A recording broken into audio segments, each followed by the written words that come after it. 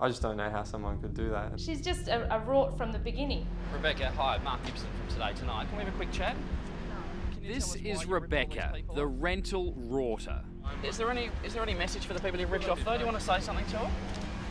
Pay everybody back their money. She's preying on the situation that's occurring in Perth, I suppose. The rental market? Yeah. Here's how the scam worked. Rebecca Mohi rented this suburban townhouse but pretended to own it. She put an ad on a popular website calling for tenants and was flooded with inquiries. Contacted Rebecca by phone and organised to have a viewing of this property. Shane Binns answered the ad, agreed to rent the house, paid Rebecca $1,200 bond up front. So Shane, this is a receipt for the money you paid? Yep, so that's the receipt that she's given me for paying my bond.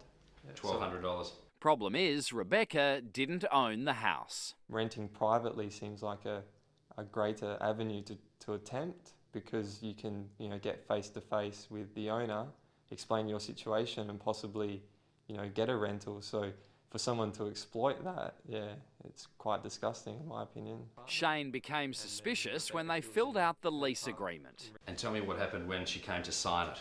Yeah, so when she's come to sign it, she's come to sign as an applicant here, and then I've said, no, you're signing in the wrong spot, you've got to sign as the owner. Not at the time was I suspicious, but I mean, when I look back, that would have been the first event that is, that clicks in my mind, like, oh, that explains why. Rebecca pocketed $10,000 in 1 week, renting the same property to at least 6 other house hunters, all the while raking in $500 a week in Centrelink benefits. Can you tell us why you ripped all these people off? 7 victims in 7 days.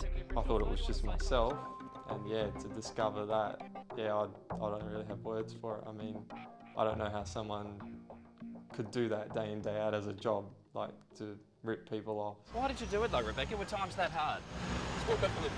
Because she told me on the phone, basically, the house is yours if you want. Expat Irishman Kieran Harnan is another victim. Did she ask for the bond up front? Yeah. Which was how much money? 2,100. So how did you pay her? Cash. Just wait till you hear the lies Kieran copped from Rebecca the rorter. I was going to go down one day, but she rang me up and told me that that her son was ill and he had to be rushed to hospital. She called me to say that her husband had died. Your husband had died, Rebecca? Was that one story you came up with? Because I thought, oh well, you're between her son being in hospital and now her husband died. I thought, God, a bit of a unlucky, like, so. And it turns out it was all a scam. Yeah. And that's not all. Rebecca Mohi tried to fleece more money, inventing a tale about flying her husband's body back to New Zealand. She asked me how would I be fixed for a little bit of rent up front, like. And I says, well, how much would you want? Well, she says, to get the body back, it would cost about 10,000.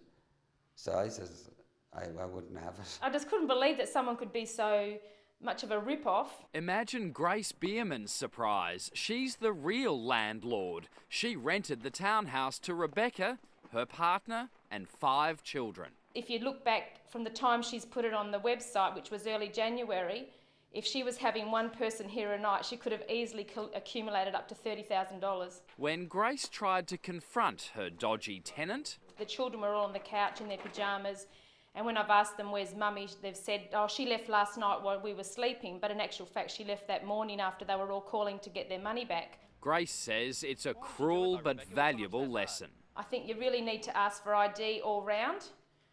Buying a property, buying a car, buying a boat, you need ID to prove that you're the legitimate owner of that property. Here's the final twist. Rebecca the rorter has now been convicted of fraud and evicted from the house. So Grace the landlord has agreed to let Shane the victim move in. After us highlighting the issue, I suppose she was more than happy to have us living in there than her. Is anyone going to get their money back, Rebecca? It's a scam all round, and people need to be really careful and don't take people on face value anymore. Rebecca, you've ripped off a lot of people who are much worse off because of it. What have you got to say to them?